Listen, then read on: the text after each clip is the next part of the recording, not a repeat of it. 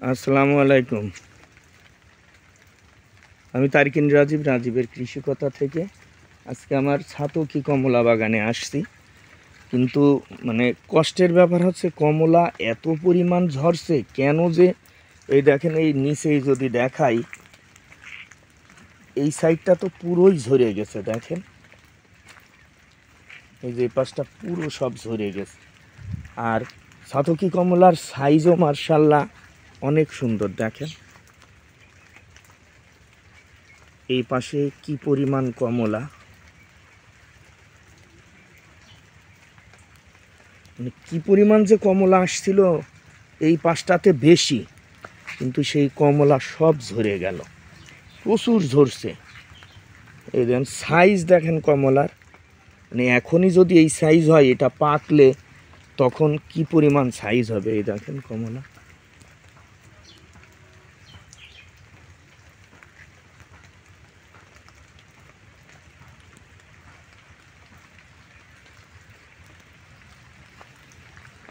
এই যে বৃষ্টি পড়ছে, অল্প অল্প ফোট বৃষ্টি পড়ছে, ভিডিও বেশিক্ষণ করাও কঠিন। এই দেখেন ওরে বাবা, এই গাছটাতে কত কমলা, গাছ ভর্তি একদম কমলা।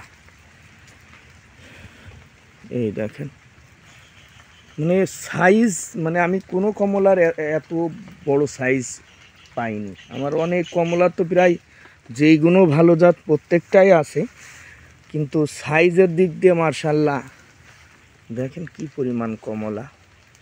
এই পাশটাই বেশি ধরছে, মাঝখানে একটু কম, দুই পাশে বেশি, তার মধ্যে এই সাইডটাই এই দেখেন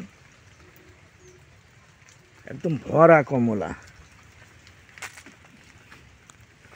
এই যে একদম থোকায় থোকায় কমলা।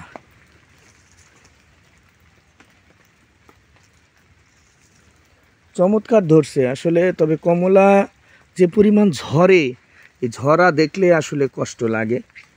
পুরো কমলা তো আসলে নিচ থেকে দেখানো কষ্ট, পুরো গাছে এই যে ভরা কমলা। এই এই দেখেন থোকায় থোকায় কমলা ধরে রয়েছে। এই যে এখানে একটু নিচ আছে, এই দেখেন এই গাছটাই দেখায় কি পরিমাণ কমলা। এই দেখেন প্রচুর কমলা। দেখি আল্লাহ এবার কমলাতেও মনে হয়, আশা করছি ভালো কিছু হবে।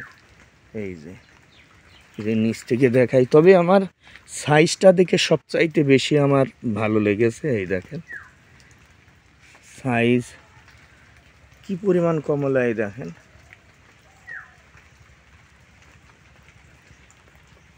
এটা ছাতকি কমলা। এই দেখেন কিছু গাছে মানে মানে ঝরে না গেলে আমার মনে হয় কমলা বাঁশ দিয়েও ঠেকায় রাখতে পারতাম না আমি, এমন অবস্থা। এই যে এবং সাথে এই যে কলা গাছ, এই কলা গাছের কারণে সবচাইতে আপনারা এতক্ষণ দেখলেন কোনো কমলা কি সানবার্ন পেয়েছেন? এই সানবার্ন থেকে রক্ষা করার জন্যই এই কলা গাছ লাগানো। এটা নিয়ে অনেকে অনেক কথা বলছে, এবং আমি কলা গাছও বেচছি। এখানে কলা বেচছি আমি 50,000 টাকায়, আমার এই পুরো এই যে বাগানটায় 1 বিঘের একটু বেশি, 50,000 টাকার কলা গাছ, কলা আমি বিক্রি করে দিয়েছি। তাহলে আমার সেখানে লস কিসের বলেন তো? আমাকে বাগানের খরচ সহ আমার এই জমিটাতে আমার কমলা না, আমার কলাতেই আমার যত খরচ হয়েও আমার লাভ হয়ে গেছে।